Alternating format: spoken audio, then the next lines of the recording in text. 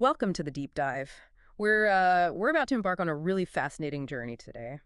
We're looking at the multi-year travel blog, Travels with the Laa-Dee-Dah. Yeah, it's quite a chronicle, years spent exploring the seas. Exactly. We've kind of sifted through their posts, starting from March 2017 right up to June 2021. hmm And we found some, well, surprising encounters, the real nitty-gritty of life on a boat, and, some interesting takes on different cultures and places. So think of this as like your guided tour through years of their maritime exploration. Right. We've done the legwork, pulling out the moments that really give you insight into what long-term cruising is actually like. And for you, the learner, our mission here is to sort of distill the essence of these adventures. Yeah, give you a shortcut to understanding the challenges, the amazing experiences, the whole package, really. Okay, so let's get underway. Starting back in March 2017, and first things first, naming the boat. Ah, yes, the name. La-Di-Da. There's a bit of a story there, isn't there? Kind of amusing. Yeah, something about a trip to Georgia, an airport encounter. That's the one. Apparently, an elderly woman reacted to a suggestion about maybe less than fancy accommodation with this very drawn-out la-di-da. Sort of sarcastic. Exactly. And that slight sarcasm, it just kind of resonated with the couple. They were aiming for something a bit more, comfortable for their boat. Huh. It's funny how those little moments stick and end up defining something so big, like your boat's name. It really is. Hmm. Shows how humor plays a part. And the actual naming ceremony, well, that sounded pretty involved, too. Oh, yeah. Champagne, I assume. Definitely champagne involved. But also appeals to Poseidon and the four winds. Wow, really? Going for the traditional maritime thing? It seems like it. Pouring champagne overboard, addressing the sea gods. It shows that respect, maybe a little superstition, when you're setting out. Sets the tone. So their initial plan wasn't like full-time circumnavigation from the start. No, not initially. The idea was more seasonal travel. Head south from Northern Virginia for the winter, then back up, that kind of rhythm. Gotcha. So fast forward just a few months later in 2017, the La-Di-Da starts collecting stories pretty quickly. But it wasn't all smooth sailing from the get-go, was it? Oh, not at all. That's one thing the blog makes clear. Boat ownership reality hit pretty fast. Lots of mentions of repairs early on. Right. So a key insight there is, well, cruising involves a lot of fixing things. Constantly. Maintenance, unexpected breakdowns. Mm. It's just part of the deal. But they definitely had some cool moments, too, even early on. Like the floating tiki bar. Can you imagine? Just sitting there, having a drink, and that floats by. Uh-huh. Yeah. Pure chance. That's the kind of unexpected joy you can find out there. And then a holiday boat parade in December. I didn't even know that was a thing. Yeah, it's big in some boating communities. Shows that sense of camaraderie.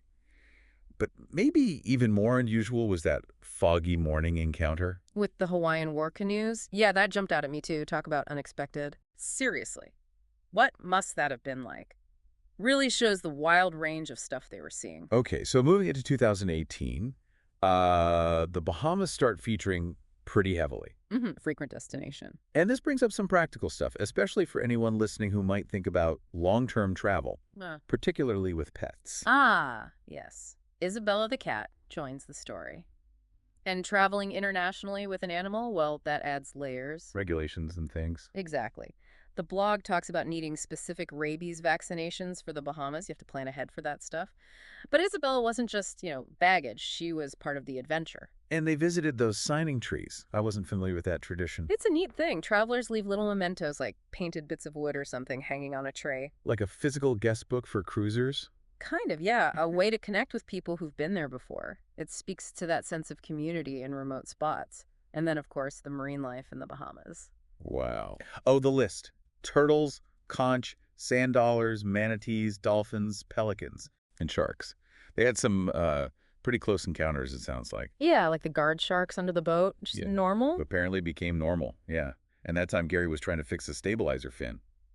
Underwater. With sharks hanging around. And a remora stuck to him. Exactly. That's problem solving at sea for you. Right in the middle of nature.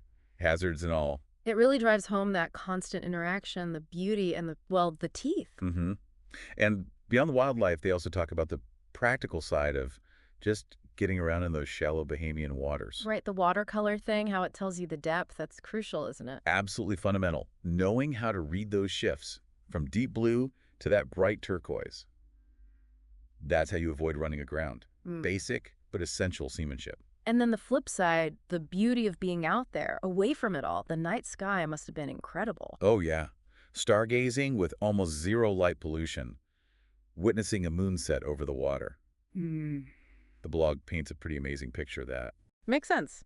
And certain places seem to really stand out for them in the Bahamas, like Staniel Cay and Fowl Cay. They definitely seem to be favorites. Staying OK sounds like a good hub with amenities but still beautiful.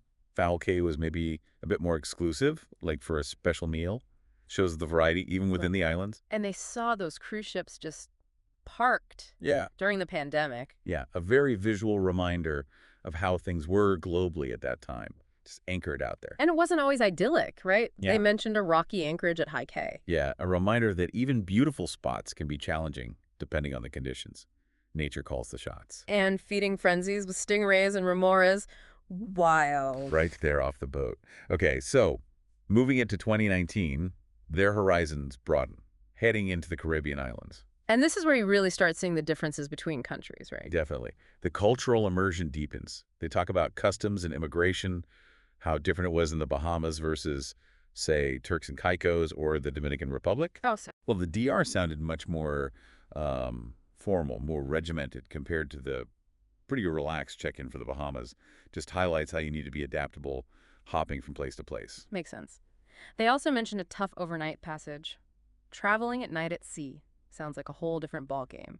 Any insights on that? Yeah, they shared some interesting thoughts, like how surprisingly quiet it can feel visually, even though you're on this vast ocean. But noisy from the boat itself. Right, the constant hum, creaks, whatever, even with a quiet radio. And just how physically tiring it is, especially for whoever's on watch. Led them to appreciate daytime travel more. Pretty much, especially being retired, having that flexibility to choose daylight hours.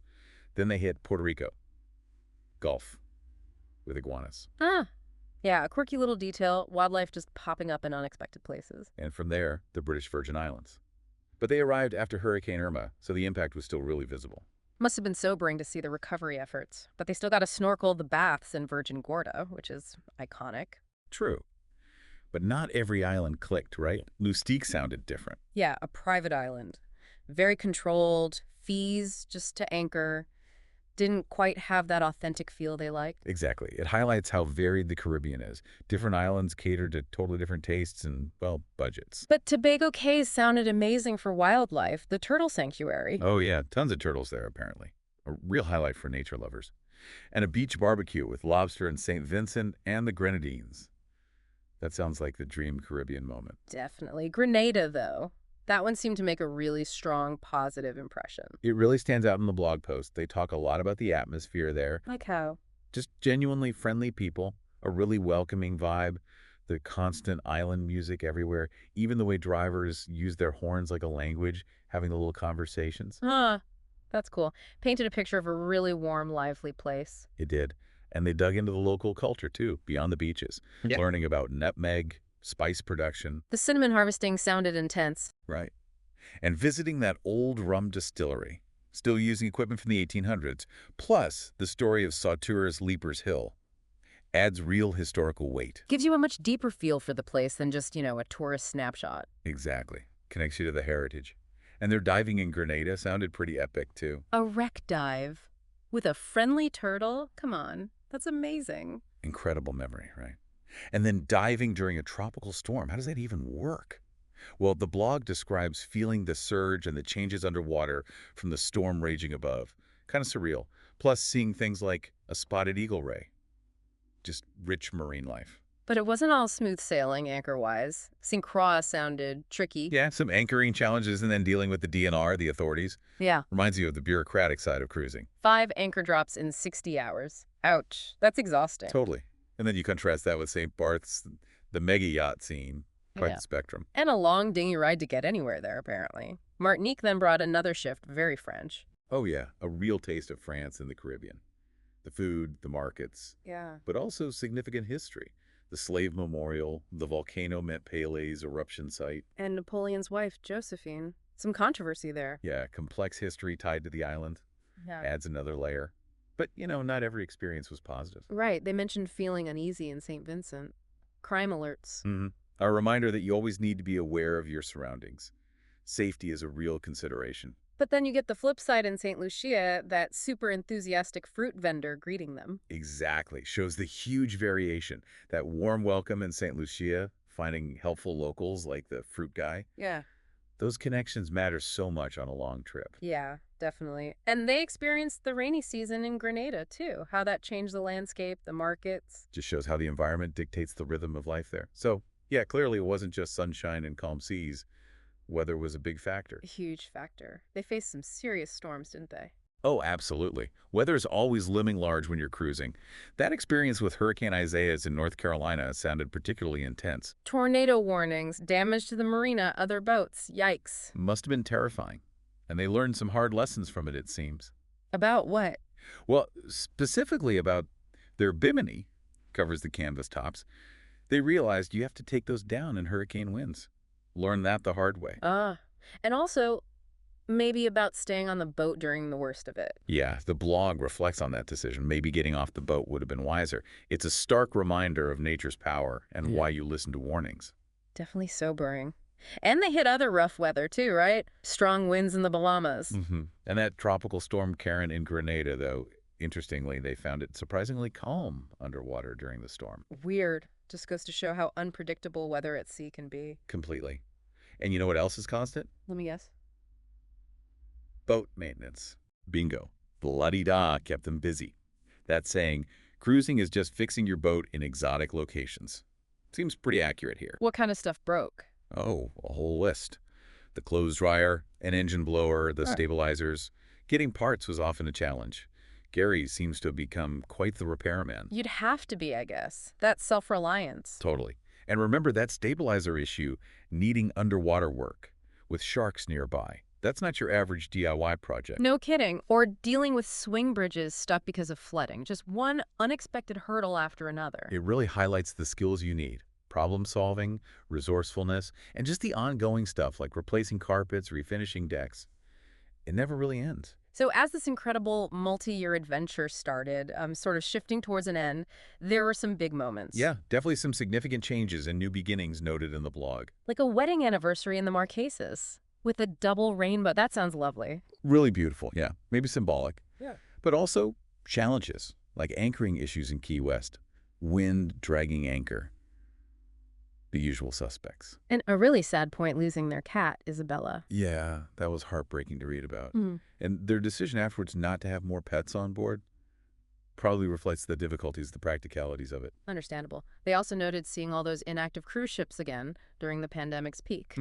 And watching the dismantling of that huge car carrier, the MV Golden Ray, just these big visual markers of what was happening in the world. And seeing how differently various marinas handled social distancing. Must have been strange navigating that, too. For sure. Constantly changing rules and norms. All this sort of leads up to a really major decision about the boat itself. Right. Putting the Laa-Dee-Dah up for sale, that's huge. The end of an era for them. Absolutely. A massive life change, signaling the transition back to life on land. They settled in North Carolina. Get a new kitten. Yes. Suggests a new chapter starting, firmly back ashore. So after digging through all these years of posts, all these stories, what are the big takeaways for you? What's the essence of the Travels with the Laa-Dee-Dah blog? Well, it's just such a rich picture, isn't it? Yeah. It really goes beyond the postcard view. You get the romance, yes, the beautiful sunsets, the amazing places. But also the grind. Exactly. The constant, often mundane reality of boat maintenance, the sheer unpredictability of it all. But also the genuine thrills encountering wildlife, connecting with different cultures. The need to be flexible. Hugely important. Adaptability. It just paints this picture of a life that's challenging, sometimes difficult, but ultimately deeply rewarding and full of surprises. It really does. Which brings us to the end, and maybe a thought for you listening. Reflecting on their journey, all these varied experiences, how does it make you think about your own ideas of travel or adventure? Does it challenge them? Confirm them? What unexpected turns might you be willing to embrace? What kind of deep dive into something new, something unfamiliar, might you be ready for? That's a great question to ponder. Definitely something to think about. Thanks for joining us for this deep dive.